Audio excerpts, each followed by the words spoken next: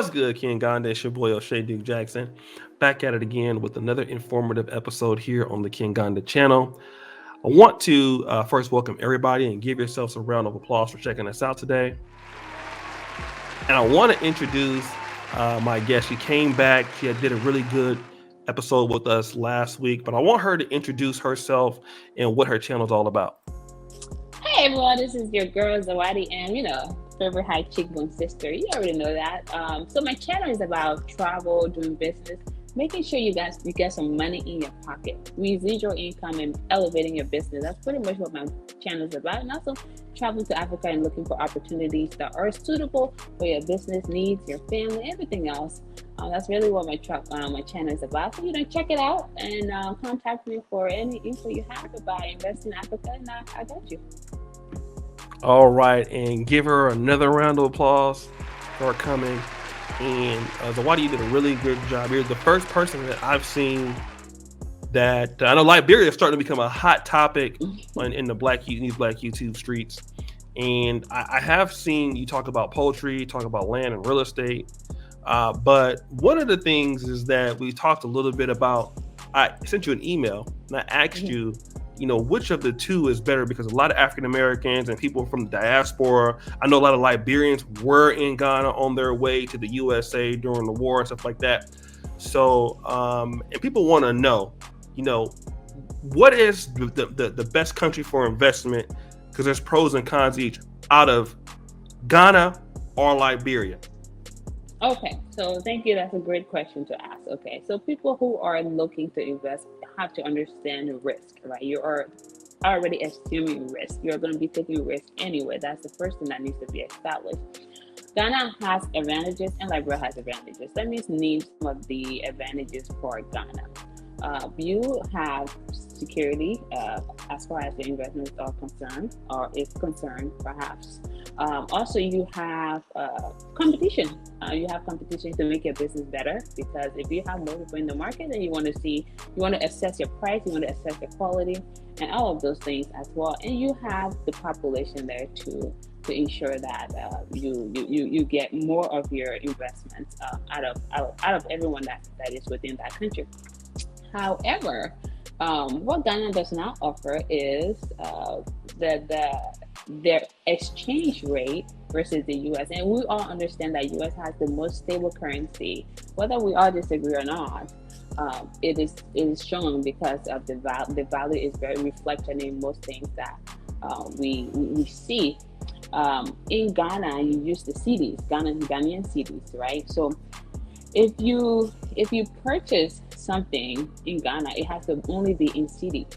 That means it limits your value, because if something fluctuates, if something could be like 5 cedis today, and then tomorrow be 10 cedis, and so you don't even know how to even budget yourself. And as a business person, that has a huge impact on your business, because you don't really know where your profit will be. You don't know the loss you're going to take that day, and you just have a lot of inconsistencies with that. And also, Ghana, because they don't heavily use the US dollar, you can even pay for goods and services with the US dollar. And I say US dollar because it's very stable currency. But you don't use the US dollars on the market. You have to use the cedis. And if you have cedis, you have to convert that before you even transfer your money somewhere else. So maybe like a US bank, or if you are in the US and you are investing in the US or wanting to take your money to another country, you have to ensure that you exchange it. And who knows, the exchange rate may be good today, it'll be different tomorrow. So that's the issue. The other thing is that if you have a market that is already saturated as an investor, like what room does that leave you as a smaller investor or larger scale investor? What room does that give you? It doesn't really give you as much room for even starting your business as a startup. You have to struggle to get into the market. The other aspect is the lease. So they have these very long-term leases that they have. If you are a foreigner, or not from Ghana, it could go 99 years, 100 years. So, I mean, come on, who's going to be 100 years? Who's going to be 100 years? If you're 30 right now, you're going to be 130 before that lease is over. But anyway, so those are some of the disadvantages I would say. But then that comes to Liberia. Okay, I will talk more about the advantages first, and I will talk about the disadvantages. Okay. So Liberia has, you use the US dollars. And because I said before, is very stable. Okay, so there is the US dollars and the Liberian dollar. Okay, so the US dollar is highly acceptable in Liberia. So that means you have cash flow and you have movement of your cash, and you can do whatever it is that you want to do with your money. Now, it may not be so much of an advantage to the country, but I will touch on that later on. But as an investor who's coming in, you know there is consistency with your pricing. So your rate is always, if you're charging the US rate and it's highly acceptable there, then you already know what it is that you're operating on at. Um, the other thing for Liberia is low competition. And as you guys know, if you have fewer businesses in the market, they could charge higher prices, and or the value and quality of your products or goods and services may be low. Therefore, if the market, the competition is in the market is very low, Hmm. the price is high. Anybody can charge whatever they want. But if you Hmm. come into a market like that, you're going to be competing with no one, pretty much, Hmm. right? And then which then will increase your investment, because now more people are going to say, okay, I have options to go here too, and they give your business a chance to operate in the way it needs to operate.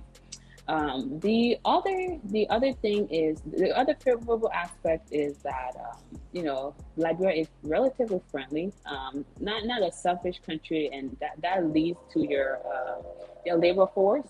And so, a lot of the people you're going to get to work for you are the youth. You got people working Hmm. as the youth, and low labor cost, perhaps, or I would say stable labor cost. I don't want you to go there trying to pay people like 5 cents per hour, or whatever it is, but you understand what I mean. So labor. Let's talk security. So Hmm. your investments are secure if you do the right things, which is Okay. to register your business. As a Hmm. foreign business, it needs to be registered as a foreign business. Don't try to cut corners and say, because I know John Paul who lives in Liberia, I'm going to have John Paul register my business in Okay. John Paul's name. That's a huge mistake, and that's why your investment may not be secure. Now, if it's Hmm. registered as a foreign entity, you're paying your taxes. The government sees you. They say, okay, well, this person is contributing to the economy. And that's where the security aspect come in, because I know a lot of people always have concern, like, is my investment secure? Are you doing the right thing? Some of what I've just listed. Are you employing Liberians? Are you paying your taxes? Are you making Hmm. sure that the government, the right regulating bodies understand that, yeah, this person's business is registered, they're doing all the right thing? Then you're protected that way. If you don't Okay. do that, your investments are not secure. If you cut corners, your investment will not be secure. That's a security aspect. Okay. Um, However, sometimes within the last 2 3 years or so, I don't remember exactly when, they had issue with money in the bank. So Okay. sometimes, yeah. So I'm just being transparent about this. There was at one point, banks are saying they don't have money. On the surface, yeah, they don't have money, but again, I'm not representing any government to tell you if that was a lie or whatever it was being held for, other Oh. people. Okay. I'm not going to get into that. But, you have that issue of sometimes there may be no money in the Hmm. bank for you to withdraw. Okay. That's where you have to think, let me register with EcoBank or GT Bank, which that's a bank that you can in other countries, you can monitor everything and transfer things Hmm. through, Hmm. instead of holding Hmm. your money in your In a house local or bank, because whatever. the Echo Right, Bank in is a the local biggest bank. bank, yeah, And from all yeah, across Africa. Yes, really, really exactly. good, awesome It's there, bank. right? Exactly. Hmm. It's even in Ghana. It's everywhere. So Hmm. you want to look at it that way. Don't try to do local stuff. So, Hmm. um, Let me ask you this, because there are a few things that people might want to know, and I know that for Ghana, I know you live there also. mhm. Let me kind of backtrack. So if you want to get a business visa in Uganda or Kenya, it's about $100,000. I believe Ghana is, from what I've heard and read, maybe between 250,000 to $500,000. US Uh, dollars. yes, to register. But let's talk about Liberia, because I know for a fact, Uganda and Kenya, $100,000 investment in the country. You have that, you can get a business visa. I think South Africa is a little bit above 500,000, but Liberia, because people look at investment like, wow, I need to have this amount of money to get started. Let's say if I'm a foreigner and I want to invest in Liberia, I know that Ghana, it is a little bit more expensive now because of Mhm. the year of return and the demand for Ghana and stuff like that. In comparisons to Ghana, what is the investment that a person from the diaspora would need to make? Is there a minimum? And how do they gauge your investment into the business to get like say a business visa or to get something like that? So I don't necessarily think it's called business visa in Liberia, perhaps, right? I would say it's more of a permit. I mean, potato. It's more of a permit, and at that rate, you are looking at 50,000 to upward as far as investment. So you don't necessarily have to come in with like 200,000 or 300,000 million of Mhm. dollars to invest in the country, So let right? me just say, so it's like $50,000 versus 500,000 for Right, Ghana. right, right, So the right, right. You investment for can start. Liberia is lower. Okay, Exactly. You can start. You right. can lower investment startup, and then also like I stated before, it has to be registered as a foreign business, in order for it to be uh, perhaps secure or credible. I would say. Mhm. Okay, so let's talk about some of the obviously the infrastructure. We think that Ghana would definitely have a better Yes. advantage, Hmm. right? Because of the things that's going. Liberia is getting better, but Ghana already has like fiber internet and things like that. So that would be something to your advantage of somebody in Ghana. But Exactly. let's talk about this because there are industries we're talking about before that, like you have a poultry farm right now, Hmm. and maybe we can show that in the background as we're Yeah. talking on the B-roll. But you have a poultry farm, and I was reading like one of the people that had a pig farm in Liberia. Hmm. They're having a really amazing opportunity in the agribusiness sector. I know that the agribusiness sector is really good all through Africa. Yes. Yes. But in Liberia, what makes Liberia so special, even though they only have 5 million people there, but what makes Liberia so special with agriculture, and then you think in comparison to the other countries nearby, Ivory Coast, Ghana, what makes Liberia, do you think, that's so special that you can have a much of opportunity in case of the other one, in So comparisons? let me just compare Ivory Coast, for example. Ivory Coast agriculture sector is controlled by the government. Liberia, on the other hand, is not necessarily controlled by the government. So it's almost like a free market where you go, you register things accordingly, and then you obtain the land, and the deed is you have the mother's deed, administrator deed, and if it's a transfer deed, you have a transfer deed. So your transaction directly goes to the person who sells the land, and of course, the purpose of that deed has to be stated. Of course, is if it's a farmland, it has to be for a farm purpose, and whoever it is that you're going to employ, you have to outline your business plan to that when you are stating it in your business registration, what the essence of you purchasing that huge amount of land. So it's not control, it's not government control. That's the first thing. The other thing is the surplus of farmland in Liberia. Mm-hmm. Okay. Because a lot of people aren't really going back to the soil. That's where our forefathers, they started. That you go back to the soil if you want good food, healthy food, and you want to see how sustainable a market can become. But a lot of people don't really focus on agriculture because it's not sexy. It's not a sexy business. It's not an attractive business. However, Mm-hmm. if you're looking at it from an investor standpoint and a business person standpoint, you have to understand people are always going to need food. People are always going to Mm-hmm. need to eat. That's just the Mm-hmm. fact of everyday matter, and that's where the money is. But because it's Mm-hmm. not attractive on the surface, it's not Okay. people back there don't really go. And secondly, they don't have the finances, the resources to want to go to farm. To farm. Okay. That's why we have mass farm land. And Liberia Okay. has 6 months out of the year it rains, and then the other 6 months it shines. So like you have very good environment for you to plant, for you to Okay. have good for you to have your farm operating great. Mm-hmm. Because if you want to plant something, you have to have good soil, you know. Okay. And so that's what Liberia provides. Also, too, startup costs in Liberia when it comes to farmland is relatively affordable. I would say Okay. that for Okay. sure. Someone looking to purchase uh, 7-10 acres, they're not looking for more than $10,000 of Wow. that for you to Okay. establish. So and like I said, you have the staff, labor. You have people looking to work, and qualified people looking to work in the field of agriculture.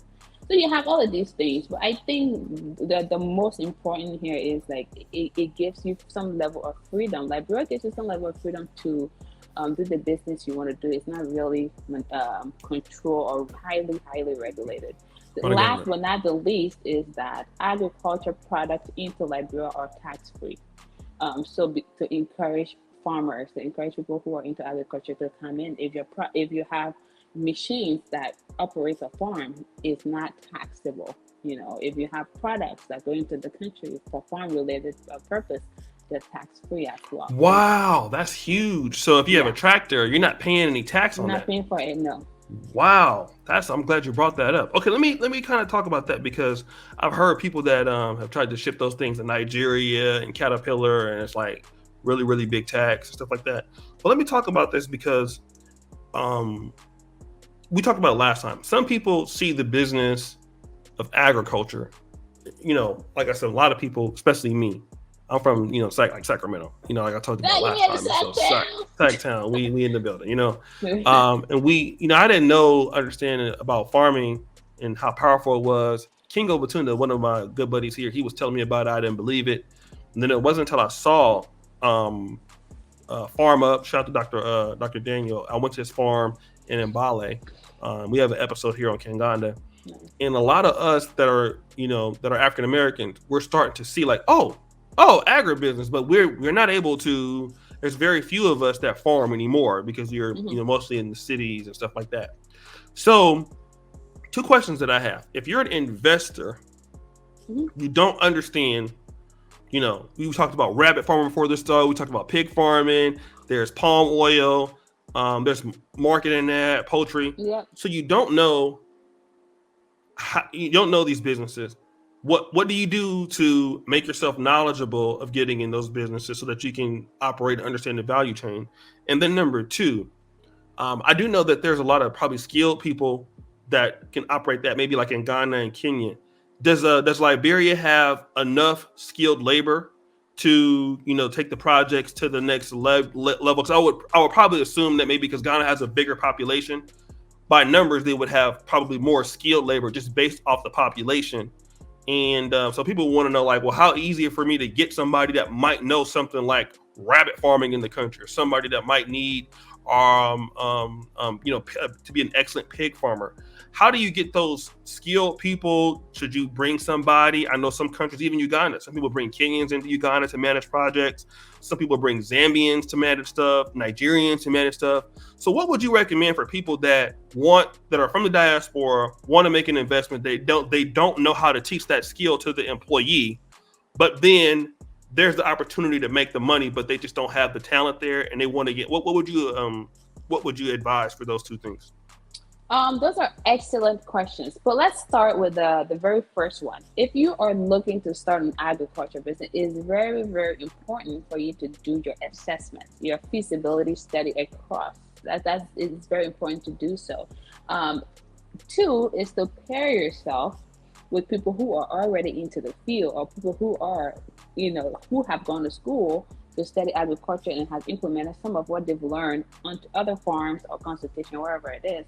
So you want to connect yourself. And how I started with getting into just the poultry farming or even pineapple or just the agro business, I went on LinkedIn and I contacted a few farmers from Mexico, and we started to have conversations. And then I also talked to a guy who's in Kenya. He consults all over East Africa. And then I checked my contact list, and I realized my friend, he is a really a good skill person when it comes to agriculture, and that's his field, that's the area of study. And I called him and I said, "Hey, Kevin, I know you're agriculture guy, and I have this proposal to make to you." And through conversations and me as a business person, I showed him the math and things, and he was more interested. So my point here is you have to do feasibility study, you have to do assessment, you have to partner with the right people who knows the field, who are already Mm-hmm. doing what they're doing.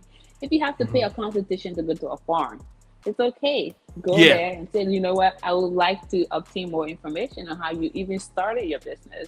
And one thing I do is even when I'm going to Africa in December. I'm actually going to a pineapple on plantation, they call plantation in Kenya. My buddy Peter, who travels all over the place to do consultation for other farm related businesses, he's going to take me to a few pineapple production plants to talk to the farmers. And mostly my goal is to talk about the export market and how that becomes stronger from my perspective. But my point is, you have to make those connections. You have to ask people like, hey, what are some of the barriers to progress? What are some of the opportunities? What are some things I have to know? And be willing to pay people for their service. In essence, they're able to give you better referral. So that's the first response to the question. The other question that you asked is skill, or the people in Liberia skilled to carry on or to operate the farm. What's important is that on top of my head, I can name 5 consultants that I work with for some of the businesses, or something that we work with for some of the agro things that we have going on. These are already skilled people. So what they do, they teach your farmers. These farmers already have very basic knowledge anyway, and you get this consultant in there that will set up workshops for your farmers, your local farmers. Like for me, for example, when I started the poultry, we sent our guy to our farmer to Ghana for 3 months. He went to Ghana, and then he came back to Liberia. When he went to Liberia, then we sent him on a farm in Liberia to go and really learn about the poultry culture, the animal husbandry, and all of those things he learned. And then he went to a training that was already put out by USAID. So this workshop really talk about animal husbandry, have to ensure that predators are not coming. So a workshop he had to attend. So they have these resources, right? But they're not very visible. That's where you have to ask questions for people who are already into the business. Like, hey, I would like my staff to attend a workshop. I want my staff to go to your farm. Where is the pig farm in Liberia? It's in Kakata. How can somebody get to Kakata when they are not even on the ground, right? So these questions have to be asked by somebody who's already there. But yeah, so the question is, are people skilled enough to do it? Yes, but on a lower skill, but the consultants are very skilled. Like even for the pineapple, I'm not getting somebody from outside the country. The guy, he's there. He goes to Ivory Coast. He's a Liberian guy. He goes to other countries to consult. He lives in Liberia, but obviously it's a fee that has to be paid. And then he trains your farmers. He puts on workshops. He always, letting you know, hey, there's a workshop this month. Would you like to attend? And so those resources are there, but like I said, not very visible. Okay, so I'm glad you said that, because one of the big things I'm really a big proponent on, I'm talking about a lot, is making the investment into the staff. And I like the fact that, and even when you start making money, that idea is still reinvesting into your business for the knowledge and stuff. You had a person that was interested, they wanted to do the work, you sent that person to Ghana, you paid that fee, that person comes and brings the skills back, then you send that person to a farm in Liberia. Yeah. So then that person is getting very good practical knowledge, and then you're building the resources around that person to be able to, teach others and get that skill. Exactly. So that's how you scale up your business too, because then you can have a consultation aspect, right? People can go and attend your workshop because you've already trained your staff. Your staff trains another staff, then they become the expert now. And then it gets back into your business. You're reinvesting into your business. Consultation, workshops, going to other farms to go and teach them, making money and bringing it right back into your business. Right. And then also, I would argue that, if I wasn't to become a poultry farmer, I would take that class if I could also to understand, okay, what are the value chains? What are the end products? What are the international markets are available? Who could we service? Because I know that sometimes, I was talking to Mr. Kawajin. I did an interview with him. He was like, sometimes, these people farms, like they get deals and they can't produce enough to take the deal, so they have to turn them down because they just can't be consistent enough. So it's just learning those things. And I tell people all the time, because a lot of people, I'm just saying, some of y'all are dusty. Y'all don't want to pay nobody. Okay. Y'all are dusty. Some of y'all are dusty. Y'all don't want to pay anybody. You want everything for the free. Not everybody. It's crazy. But yeah. And then you expect that you're going to just do that. And I like the fact that you said, okay, we have a guy, we have the project, but this guy needs to go to Ghana. Then we're going to pay for his stay there. He comes back, he brings the skills back. Then, and it takes time. It's not an overnight process. No. And I like that fact that I'm going to go in the industry. We don't understand, pineapples or palm oil, but we're going to send our person to go get trained. We're going to take the training. Then, we're going to, and then try to learn the business first. Let's talk about that also, because A lot of times people are just looking for like, oh, investment opportunity and then money. But one thing Mm-hmm. I like about you were telling me about, your poultry farm and using the Excel sheets. What like how long did it take you to like learn the business and learn the value chain of what you were doing? How much time did you spend on it every day? And for those people who are busy, because some people like to think about Africa like, okay, I'm gonna invest and then leave it alone. How active are you in the poultry farm every day with what you're doing? I work 12 plus hours per day. Whether it's talking to a farmer in Uganda or talking to my partner in Kenya, every day is learning different things, and not just scalability to scale up, is more so to see how sustainable things can become. Like you referenced, if you tell a hotel you're going to deliver 100 crits in a given time frame and you can't produce that on your farm, that's a huge problem. So you have to keep working and you have to see, okay, this is within my business plan, but I need to adjust to the market. What's happening in the market at this time? And that's what the spreadsheet also comes in. It's like, okay, we were selling our eggs every day. Now, in order for us to track things better, we move it to only Saturdays. But that does not mean if a person comes and say, I want 50 crates of eggs today, we're not going to sell it to them. However, it allows for better tracking. So consistently, I'm working. Sometimes at night, I'm even working to make sure that at the time, my partner lives in Finland and I'm in the US. So we have to coordinate. And there are other times I stay up late to talk about strategies. And then the other thing you have to do is to consistently have meetings with your staff. If you live in the US, wherever you are, and you have a business in Africa, you need to communicate with your staff every single day. And that's something that I do. And the time with the time difference, sometimes I'm even up at 3 a.m., 4 a.m. talking and finding new strategies. Like, hey, there's a workshop I would like you to attend. Mr. Sano, who is the manager there, please go there. There is a biosecurity conversation that's being had. We would like you to listen to the call. We want you to call this person. We want you to call this consultant, go to the vet. Consistently looking for information and partnering with other farmers. For the feed production, we have to partner with another guy, to supply us with feed, and we had to give in, not just finances, but we had to get in one of our products, which is the concentrate. It's like a powder, almost like vitamin type of thing that is needed to make the feed. But this individual does not even have that. So we have to think, okay, so he's able to produce, he's able to provide all the other things, but he doesn't have concentrate. But we do. So how can we come together to ensure that we're getting the number of feedbacks that we need? Again, like I said, consistently monitoring your business to Hmm. see how you can scale and you can sustain it. It takes a lot of work and you have Hmm. to be dedicated to it. That's the only way you'll make not just money, but you will keep your farm sustainable or your agribusiness sustainable. So I want to tell people this. I'm glad you mentioned that. And now this is something as an African American that I will say. Africa is a long term plan. Mm-hmm. If you're not serious about it, don't do it. You know what I mean? Like you have to.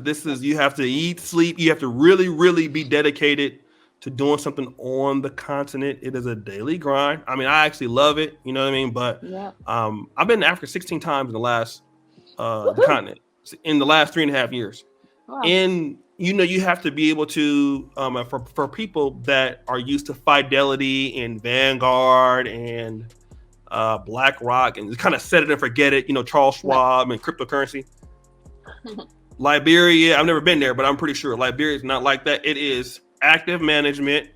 It's time, Yep. and you have to be able to be willing to put forth that effort, solve a lot of the daily problems in the business, things like that. Yep. So we want to set your expectations that when you're dealing with the continent, you have to be willing to go back and forth, stay there for months at a time, get to know people. It's and the continent. I'm pretty sure just like Uganda, Liberia's like in your face. People want In to your see face, you. yeah. Yeah, and Yeah. that's the way that is done. So we want to let people know that if you're not up for that, maybe wait until you have more time and when you're ready to do that. Because yeah, go ahead. The other important thing I think people have to understand, O'Shea, is flexibility. People have to be flexible with what the continent has to offer in a sense that you don't go to Liberia in this instance to say, I'm going to compensate people every 2 weeks or every one day or whatever it is, you have to align yourself with how people are operating. So in this case, when we had a discussion with our staff of trying to do this salary take bi-weekly, he said we need to do monthly and give the reason, outline the reasons why.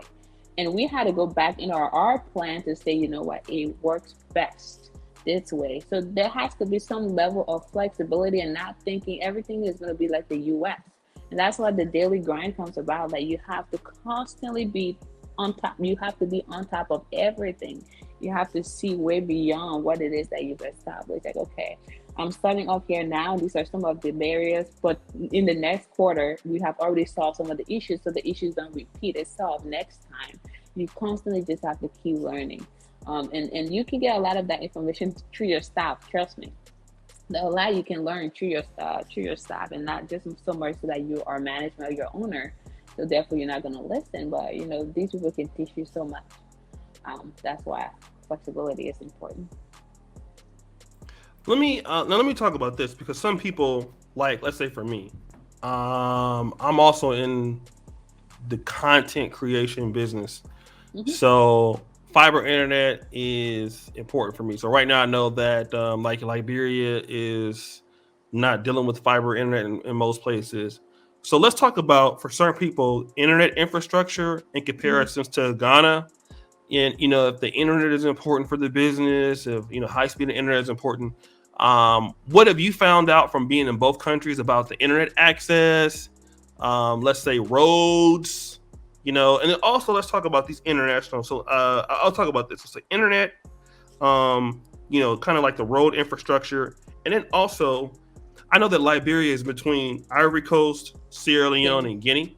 Hmm. What are the opportunities to do trade within those countries that surrounds Liberia? And so those are three countries. Let's start off with the internet access. What have you, for people who need internet, is it improving? What do you think about that? Okay, so both sides have disadvantages. Honestly, I think stability, as far as quality stability, I have issue with Ghana when it comes to that, because sometimes you can be on the call or on a video call with somebody in Ghana, and it would just be the most unstable internet service. Now, Ghana does provide quick access. Like, its data is cheaper. You have quick access to data, and it just research. But what is the quality? I don't believe quality is that great.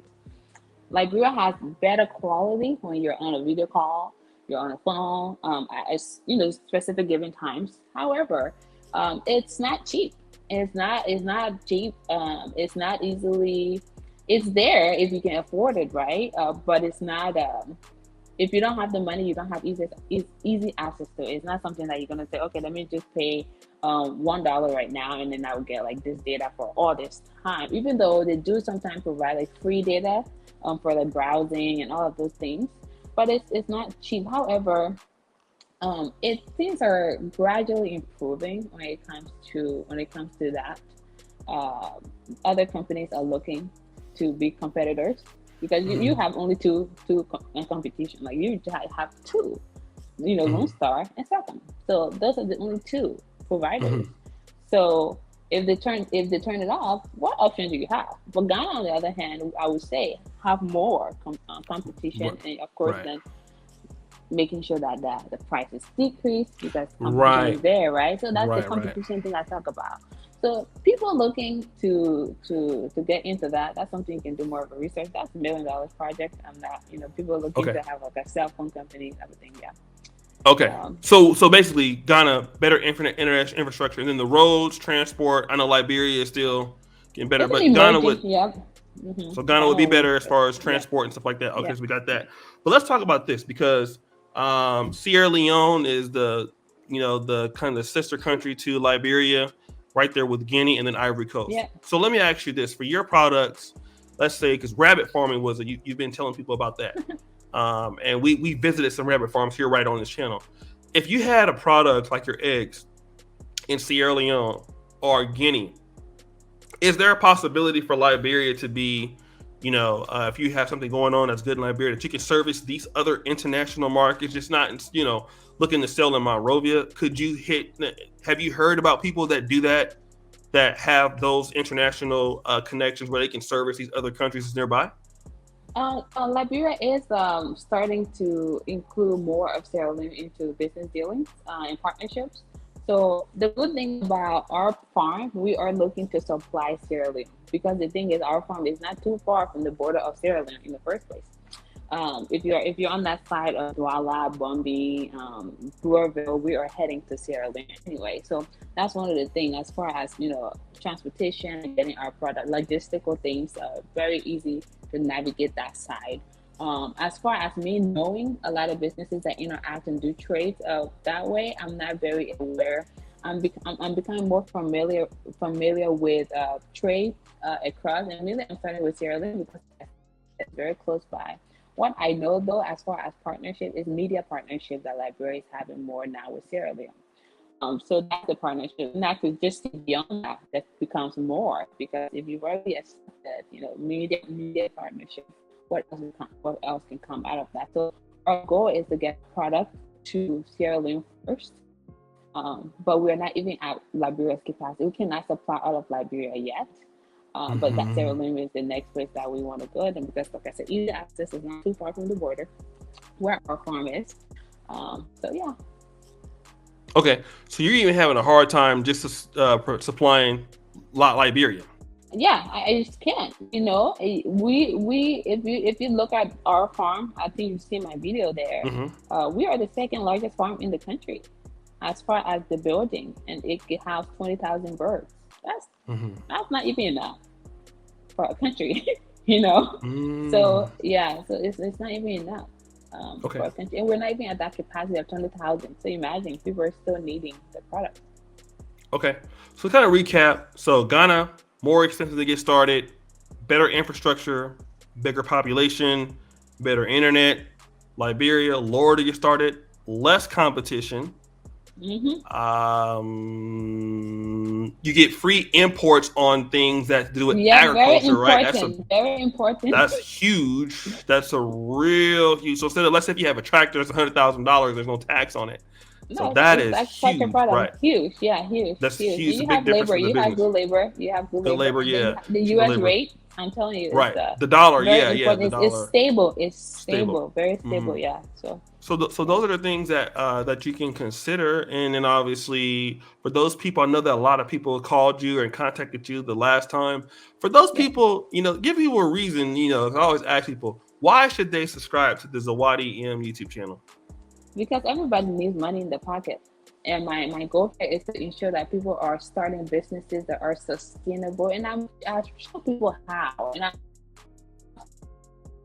have some level of back and forth that I engage in terms of, we don't just do one constantly. I provide you with more information than you even have requested, because I want you to do well. I want you to scale. And if you're getting information that you otherwise paid triple amount for. And that's because I would like to see everybody win. And that's really what the channel is about. All right, guys. So make sure that you check out the first comment pinned to the top. Zawadi Em. So she got a lot of subscribers the last time that she was here. I thank her for coming on and sharing some of this game with us today.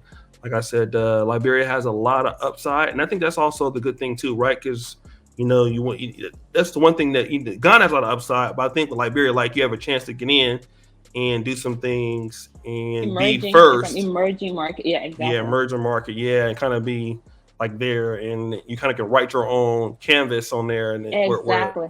That's another thing too. So, guys, make sure you check her out. The first comment at the top, and as you know, keep it real. King Ghana forever. We out. All right.